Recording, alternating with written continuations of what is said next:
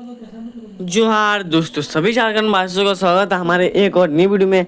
आज का ये वीडियो महत्वपूर्ण है हमारा क्लास 10 के लिए। ठीक है, देखिए क्लास 10 का जो आप सभी का प्रोजेक्ट रील के तहत जो आप सभी का वीकली टेस्ट हुआ था, ठीक है, और आप लोग से मुझे एक जो कि है काम भी है, ठीक है, वो मैं वीडियो में बताऊंगा आगे। फिलहाल हम लोग इस वीडियो को चलते हैं। देखिए जो क्लास 10 का, ठीक है, क्लास 10 का जो आप सभी का प्रोजेक्ट रील के तहत जो आप सभी का वीकली टेस्ट हुआ 19 सितंबर 2024 को, ठीक है, सोशल साइंस और संस्कृत में, ठीक है, दोनों का 100% जो कि रियल क्वेश्चन हम लोग, माफ कीजिए, रियल आंसर हम लोग देखेंगे। ठीक है, क्योंकि आप लोगों को पता है कि जब तक जैक से जो कि है क्वेश्चन और का आंसर नहीं आता तब तक मैं मतलब आंसर के नहीं आता तब तक मैं वीडियो नहीं बनाता हूँ, क्योंकि 100% आंसर सही रहना चाहिए। ठीक है, तभी मैं वीडियो बनाऊंगा। तो चलिए यहाँ पे देखिए क्वेश्चन का आंसर, यहाँ पे जो कि आंसर यहाँ पे जैक बोर्ड द्वारा आ चुका है, ठीक है, और उसका आंसर हम लोग यहाँ पे देख लेते हैं। सब्जेक्टिव ऑब्जेक्टिव दोनों का है। अगर ऑब्जेक्टिव प्रश्न तो आपको सेम से वही मानना पड़ेगा जो जैक बोर्ड द्वारा निर्धारित किया गया है। ए तो ए, बी तो बी, जो सही है। लेकिन सब्जेक्टिव में अगर आपका उससे मिलता जुलता एक भी लाइन या एक भी वाक्य अगर मिलता हुआ मिल गया तो आपका वो सही करा दिया जाता है, और उस हिसाब से आपको 2-3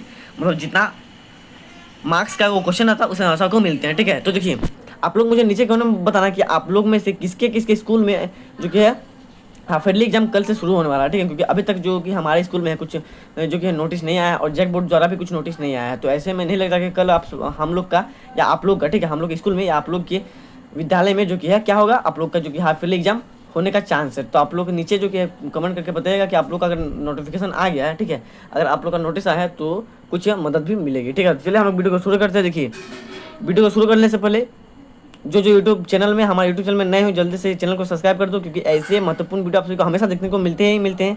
ठीक है, हमारे यूट्यूब चैनल में। और एक नया जो कि है कि आप लोग जो नए आए हो, ठीक है, वो भी यूट्यूब चैनल को सब्सक्राइब करो और अब हमारे साथ रेगुलर जुड़ जाओ। ठीक है, क्योंकि ऐसे महत्वपूर्ण वीडियो हम लोग हर वीकली टेस्ट में आप लोग को मिलता है। चलिए हम लोग फटाफट से देख लेते हैं। ठीक है, ज़्यादातर प्रश्न जो कि सेट 2 के आए थे, सेट 1 में भी मैंने काफ़ी प्रश्न कराए थे, उसमें भी 4-5 प्रश्न मिलता जुलता था। ठीक है, देखिए पहला प्रश्न, ये प्रश्न में काफ़ी बच्चों ने जो कि है, काफ़ी बच्चों की जो कि दिक्कत हुई थी। ठीक है, क्या दिक्कत हुई थी कि अमेरिका में मंदी की शुरुआत कब हुई। तो जिसने हमारा सेट 2 देखा होगा उसका दिक्कत हुआ ही नहीं है। ठीक है, अमेरिका में आर्थिक मंदी की शुरुआत किस वर्ष हुई, तो मैंने बताया था आप सभी को किस वर्ष हुई थी। ठीक है, किस वर्ष हुई थी, तो देखिए 1920, ठीक है, 1923, 1914 या 1929। तो देखिए मैंने बताया था 1929 में होता है। कब हुआ था, 1929। ठीक है, सही विकल्प हो जाएगा 1929, एकदम 100% सही आंसर के साथ। चलिए बढ़ते हैं प्रश्न संख्या 2 की तरफ। आलू अकाल, ठीक है, ये तो एमआई प्रश्न है क्योंकि ये 2023 का बोर्ड एग्जाम में पूछ चुका है। ठीक है, कि आलू अकाल किस देश में हुआ था। ठीक है, या फिर ये प्रश्न ऐसे भी पूछ सकता है कि आलू अकाल किस देश से संबंधित है। ठीक है, तो देखिए यहाँ पे ऑप्शन है इंग्लैंड, आयरलैंड, स्पेन, माफ़ कीजिए यहाँ पे एक छूट गया, हमारा अमेरिका। ठीक है, देखिए यहाँ पे अमेरिका, तो इसका सही विकल्प क्या हो जाएगा, आयरलैंड। ठीक है, आलू अगर कहाँ आया था, आयरलैंड, इसके कारण लाखों लोगों की मृत्यु हो गई थी। चलिए अब हम लोग बढ़ते हैं, क्योंकि हम लोग आंसर के देख रहे हैं तो फटाफट से हम लोग आंसर के मिला लेंगे। सब्जेक्टिव का भी हम लोग देखेंगे। ठीक है, आप लोग वीडियो को शुरू से लेकर अंत तक बने रहिए इस वीडियो में। देखिए निम्नलिखित में से कौन सा फसल, ठीक है, रेशेदार फसल नहीं है। तो देखिए यहाँ पे ऑप्शन है कपास, रबड़, जूट या सन। तो आप लोग को मैंने जिस टाइप से बताया था कि रबड़, ठीक है, रबड़ हो जाएगा इसका राइट आंसर। चलिए बढ़ते हैं प्रश्न संख्या 4 की तरफ। देखिए प्रश्न संख्या 4 में यहाँ पे मध्य अमेरिका में झूम कृषि को किस नाम से जाना जाता है। ठीक है, मध्य अमेरिका और मैक्सिको दोनों ही देशों में झूम कृषि को एक ही नाम से जाना जाता है। तो देखिए कौन सा नाम है वो, उसको हम लोग देखेंगे रे, ठीक है, रोका, ठीक है, मिल्पा, या फिर क्या हो जाएगा, लादंग। तो इसका सही विकल्प हो जाएगा मिल्पा। ठीक है, मैक्सिको, ये भी आप लोग याद रखना क्योंकि हाफिजली एग्जाम में हो सकता है ये प्रश्न पूछते और उसमें सेम प्रश्न पूछे, बस मध्य अमेरिका की जगह आप लोग का मैक्सिको दे दे, तो आप लोग हड़बड़ा मत, मिल्पा पे मार देना। चलिए अब हम लोग बढ़ते हैं नेक्स्ट प्रश्न की तरफ। देखिए यहाँ पे रबी फसल को किस ऋतु में बोया जाता है। ठीक है, देखिए रबी फसल को किस ऋतु में बोया जाता है। तो देखिए ग्रीष्म ऋतु, वर्षा ऋतु, शीत ऋतु। तो देखिए इसका सही विकल्प क्या हो जाएगा, माफ कीजिए इनमें से कोई नहीं तो नहीं होगा, आज 3 ऋतु यहाँ पे, ग्रीष्म ऋतु, वर्षा ऋतु और शीत ऋतु। तो इसका राइट विकल्प हो जाएगा शीत ऋतु। ठीक है, शीत ऋतु, क्योंकि ये आप लोग का अक्टूबर, ठीक है, अक्टूबर से सितंबर अक्टूबर के महीने से शुरू होता है। ठीक है, अक्टूबर के, तो उस टाइम विंटर सीजन रहता है। ठीक है, अक्टूबर नवंबर के टाइम जो कि विंटर सीजन रहता है। चलिए अब हम लोग बढ़ते हैं प्रश्न संख्या 6 की तरफ। 6 का प्रश्न भी महत्वपूर्ण था क्योंकि मैंने भी आप लोग को ये प्रश्न कराया था। देखिए ऑपरेशन फ्लड किस क्रांति से संबंधित है। तो देखिए इसमें इस प्रश्न के थ्रू मैं आप लोग को 4-5 और ऐसे आप सभी को क्वेश्चन बताऊंगा जो आप लोग के 10 क्लास से संबंधित रहने वाले हैं। देखिए 9 क्लास में आप लोगों ने पढ़ा होगा कि हरित क्रांति, ठीक है, ग्रीन रेवोल्यूशन। तो हरित क्रांति से क्या, किस से संबंधित है। तो देखिए हरित क्रांति आप सभी का हो जाएगा गेहूँ, ठीक है, गेहूँ मोटे अनाज, ठीक है, गेहूँ और चावल से, ठीक है, ये किसमें हुआ था, ये कृषि में हुआ था, ठीक है, कृषि पद्धति का था। वहीं नीली कृषि, जो नीली कृषि है ये मत्स्य पालन, ठीक है, ब्लू रिवोल्यूशन ये मत्स्य पालन यानी कि मत्स्य की क्रांति भी इसको कहते हैं, ठीक है। नीली क्रांति मत्स्य उत्पादन में वृद्धि के लिए किया गया था। औद्योगिक क्रांति, देखिए औद्योगिक क्रांति जो है वो पता है औद्योगिक क्रांति कब होता है, जब औद्योगिक का नया युग शुरू होता है, ठीक है, उसको औद्योगिक क्रांति कहते हैं। इस प्रकार से कर सकते हैं। और श्वेत क्रांति, जो श्वेत क्रांति है व्हाइट रेवोल्यूशन, इसका मतलब हो जाएगा श्वेत मतलब दुग्ध क्रांति, ठीक है, दुग्ध के उत्पादन में वृद्धि यानी कि दूध के उत्पादन में वृद्धि। तो ऑपरेशन फ्लड जो था वो दूध के उत्पादन में वृद्धि के लिए किया गया था, ठीक है, इसलिए इसे श्वेत क्रांति या व्हाइट रेवोल्यूशन भी कहते हैं, क्योंकि जो दूध है वो तो व्हाइट रहता है यानी कि सादा रहता है, तो इसलिए श्वेत क्रांति। चलिए बढ़ते हैं प्रश्न संख्या 7 का उत्तर देख लेते हैं। यहाँ पे देखिए संविधान के किस अनुच्छेद द्वारा अस्पृश्यता को समाप्त कर दिया गया है, यानी कि अस्पृश्यता मतलब बहुत जगह ऐसे भी अभी भी जगह है कि नहीं पता, लेकिन पहले के ज़माने में कुछ इस टाइप का हुआ करते थे कि अगर आप अगर कोई व्यक्ति ऊपर जाते क्या और कोई व्यक्ति नीचे जाते क्या तो किसी कारण बसता गलती से अगर टच हो जाता था तो उसे दूर रहते थे, उसको मतलब टच नहीं करते थे। अस्पृश्यता का उनको जो कि दर्जा दे दिया गया जाता था। तो संविधान के किस अनुच्छेद द्वारा अस्पृश्यता को समाप्त कर दिया गया है? तो देखिए यहाँ पे ऑप्शन है अनुच्छेद 15 आर्टिकल 15, ठीक है, अनुच्छेद 16 आर्टिकल 16, अनुच्छेद 17 आर्टिकल 17 या अनुच्छेद 18 आर्टिकल 18। तो इसका सही विकल्प हो जाएगा अनुच्छेद 17 द्वारा, ठीक है, अनुच्छेद 17 के तहत। अब बढ़ते हैं प्रश्न संख्या 8वीं की तरफ। ये भी प्रश्न कुछ उसी टाइप का है। यहाँ पे देखिए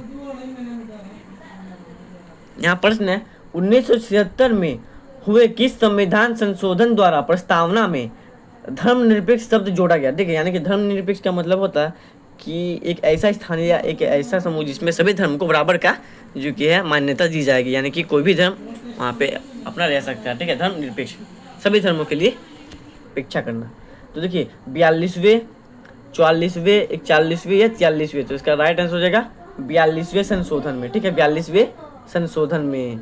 चलिए बढ़ते हैं प्रश्न संख्या 9 की तरफ। देखिए प्रश्न संख्या 9 भी मैंने आप लोगों को जो कि हम कराया था, ये भी महत्वपूर्ण था। देखिए यहाँ पे पूछा गया था कि धर्म से गांधी जी का मतलब सभी धर्मों के जुड़े हुए मूल्यों से था, ठीक है, किन मूल्यों से था? तो देखिए सांप्रदायिक, ठीक है, कट्टर, नैतिक मूल्य या सांस्कृतिक, ठीक है। तो देखिए सांस्कृतिक इसका आंसर नहीं होगा, इसका आंसर हो जाएगा आपका नैतिक मूल्य, ठीक है, नैतिक मूल्य। हमेशा महात्मा गांधी जब आते हैं तो आप सभी को हर चीज़ में याद रखना, ठीक है, महात्मा गांधी आप सभी क्या सब चीज़ में आएंगे, हिस्ट्री में भी आएंगे, ज्योग्राफी में भी आएंगे, ठीक है, आप सभी का इसमें भी आएंगे, सिविक्स में भी आएंगे, और आप सभी का जो क्या इकोनॉमिक्स में भी आएंगे। तो उसके लिए आप सभी को हमेशा ये दो चीज़ें याद रखना है, गांधी जहाँ पे दिखे और ऑप्शन में नैतिक, ठीक है, नैतिक मूल्य या फिर अहिंसा दिखे वो टिक मार दीजिए उसमें आंख बंद करके, क्योंकि वही चीज़ है, गांधी जी हमेशा दो ही मूल्य पर चले, ये अहिंसा का रास्ता, ठीक है, और एक नैतिक मूल्यों पर। तो चलिए अब हम लोग बढ़ते हैं 10वीं हमारा अंतिम MCQ प्रश्न की तरफ। देखिए 10वां नंबर का प्रश्न था हम लोग का, भारत में प्रायः किस वर्ग को लैंगिक असमानता का सामना करना पड़ता है? तो देखिए यहाँ पे महिला, पुरुष, बच्चे, वृद्धा, ठीक है। देखिए ओल्ड मैन या कि वृद्धों, तो देखिए उनको तो करने का कोई आवश्यकता नहीं है। यहाँ पे देखिए लैंगिक असमानता का सही मतलब है कि उनको असमान माना जाता है, ठीक है, उनको उस स्थिति में नहीं माना जाता। जैसे आप सभी को इसका राइट आंसर हो जाएगा वुमेन, ठीक है। काफ़ी जगह आप लोगों ने देखा होगा कि वुमन को मतलब घर के अंदर ही काम करना पड़ता है, घर के बाहर नहीं जाने दिया जाता है, मतलब घर के बाहर जाने से मना करता है, रात होगा तो आप नहीं जा सकते। हालांकि ये सब उनकी सेफ्टी लिए किया जाता है, लेकिन वो नहीं समझते हैं, तो हम लोग क्या कर सकते हैं। बाकी आप लोग कमेंट में बोलेगा कि इसका सही है या गलत। हालांकि काफ़ी जगह में होता है, ऐसा बात नहीं, काफ़ी जगह में उनको जो कि छूट दी गई। अभी ज़्यादातर जो कि लड़की टॉप करती है, ठीक है, झारखंड में भी देख सकते हो कि ज़्यादातर लड़की पढ़ाई लिखे में अच्छी हैं, ठीक है। बेटी बचाओ बेटी पढ़ाओ का जो कि है नीचे ला के जो कि है असमानता को दूर कुछ हद तक किया गया है, ठीक है।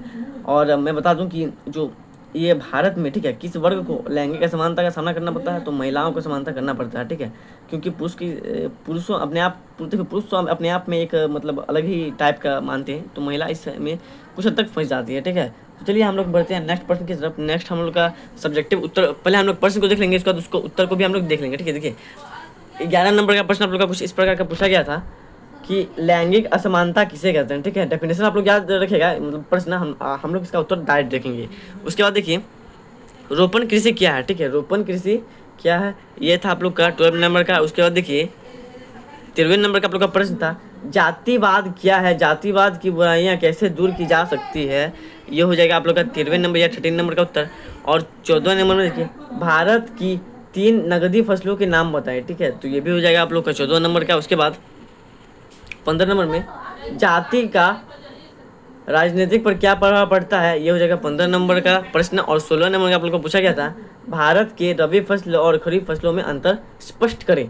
तो फटाफट से हम लोग सभी सब्जेक्टिव प्रश्न के उत्तर फटाफट से हम लोग देख लेते हैं। ठीक है, तो चलिए अब हम लोग यहाँ पे जो कि है सब्जेक्टिव प्रश्न का उत्तर भी देख लेते हैं। ठीक है, देखिए ऑब्जेक्टिव प्रश्न का उत्तर भी यहाँ पे दिया हुआ है, सभी के एक एक दिया हुआ है, यहाँ पे आप लोग मिला सकते हो। ठीक है, सिंपली सबका ऑप्शन दिया गया है। ठीक है, ABCD करके, और सबका उत्तर हिंदी में दिया गया है और इंग्लिश में भी उसका उत्तर दिया गया है, तो आप लोग मिला लीजिएगा।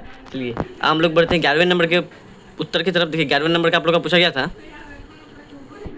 तो उसका उत्तर कुछ इस प्रकार का है, जब पुरुषों एवं महिलाओं में किसी भी प्रकार का भेदभाव किया जाता है तो उसे लैंगिक असमानता कहते हैं। तो ये हो जाएगा आपका 11वें नंबर का उत्तर।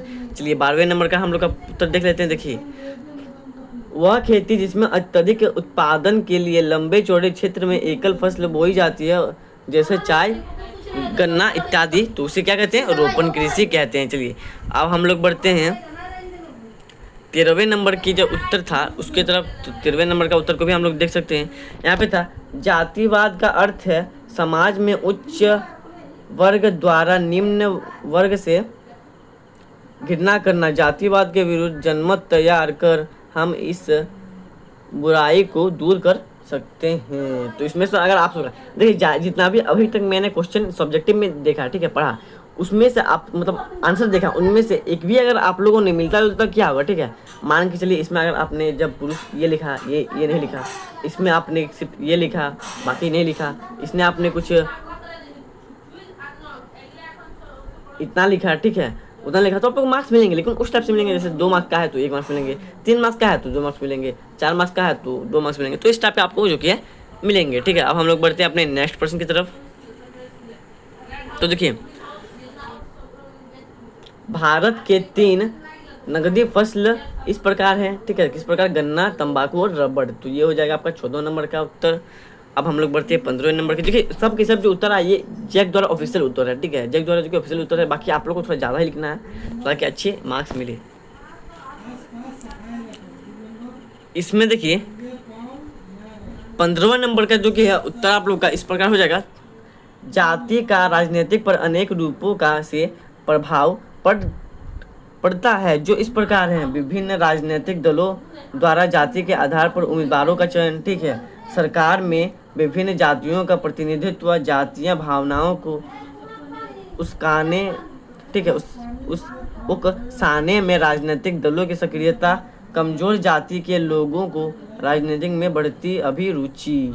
अतः निम्नलिखित कारणों के द्वारा जाति का राजनीतिक प्रभाव पड़ सकता है। ठीक है, निम्नलिखित उपयुक्त हो जाएगा। ठीक है, चलिए अब हम लोग बढ़ते हैं अपने अंतिम नंबर के उत्तर की तरफ, जो हम लोग का रबी फसल और खरीफ फसल में अंतर पूछा गया था। तो देखिए इसका उत्तर कुछ इस प्रकार का हो जाएगा, ध्यान से देखिए।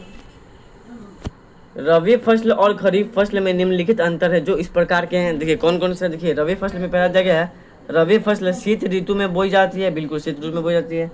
रबी फसल को मार्च अप्रैल महीने में काट लिया जाता है। ठीक है, इस फसल के अंतर्गत गेहूं, मटर, चना, सरसों इत्यादि आते हैं। उसके बाद खरीफ फसल वर्षा ऋतु में बोई जाती है। खरीफ फसल को सितंबर अक्टूबर में काट ली जाती है। उसके बाद इस फसल के अंतर्गत चावल, मक्का, ज्वार, बाजरा, अरहर इत्यादि आते हैं। तो ये हो जाएगा आप लोग का सभी के सभी प्रश्नों के उत्तर। जो आप सभी का प्रोजेक्ट रियल के साथ बिली टेस्ट हुआ था उसका उत्तर जो कि मैंने आप सभी को बता दिया है। ठीक है, आई होप आप सभी को वीडियो अच्छा लगा होगा। ऐसे और महत्वपूर्ण वीडियो के लिए हमारे यूट्यूब चैनल के साथ जुड़े रहे हैं। ठीक है, आशा करता हूँ ये वीडियो आपको बहुत ही अच्छा लगा होगा। मिलते हैं नेक्स्ट वीडियो में, तो क्लियर जैन और नीचे कमेंट में जरूर बताइएगा कि आप लोग का कितना सही हुआ है। ठीक है, ताकि मैं और ऐसे महत्वपूर्ण वीडियो ला के आप सभी को जो कि मदद करता रहा हूँ।